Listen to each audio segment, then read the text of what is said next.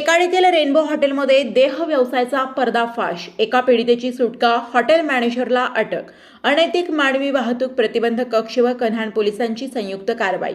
Kanhan police station अंतर्गत टेकाडी परिसरातील नागपूर जबलपूर महामार्गावरील रेनबो लॉजिंग बोर्डिंग अँड रेस्टॉरंटमध्ये अनैतिक मानवी वाहतूक प्रतिबंधक कक्ष व कन्हान पोलिसांनी संयुक्त धाड टाकून देह व्यवसायाचा पर्दाफाश केलाय।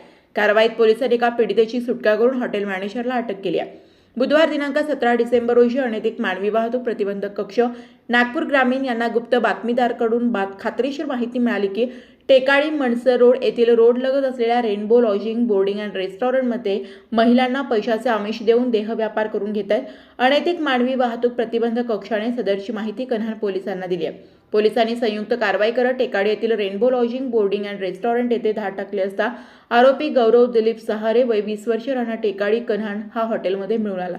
पोलिसांनी सखोल चौकशी केली असता आरोपी हॉटेलचा मॅनेजर असल्याची माहिती मिळाली असून हॉटेल मालकाचे नाव आरोपी मनोहर चिरकुड हुड राहणार टेकाडी असल्याबाबतची माहिती प्राप्त झाली आहे। पोलिसांनी पंचासमक्ष हॉटेलची पाहणी केली असता हॉटेल खोली क्रमांक 102 मध्ये एक पीडित महिला मिळून आली। आरोपी हे स्वतःच्या आर्थिक फायद्याकरिता पीडित महिलेला पैशांचे आमिष देऊन देह व्यापार करण्यास प्रवृत्त करून आणि जागा उपलब्ध करून देऊन तिच्याकडून देह व्यापार करून घेत असल्याची माहिती पीडितेने पोलिसांना दिली आहे। पोलिसांनी घटनास्थळावरून 2 अँड्रॉइड मोबाईलसह रोख रक्कम 1000 रुपये आणि इतर साहित्य असा 20,500 रुपयांचा मुद्देमाल जप्त करण्यात आला आहे।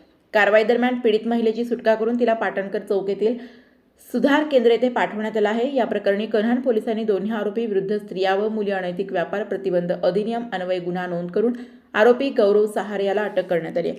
प्रतिनिधी ऋषभ बावनकर, कन्हान, नागपूर।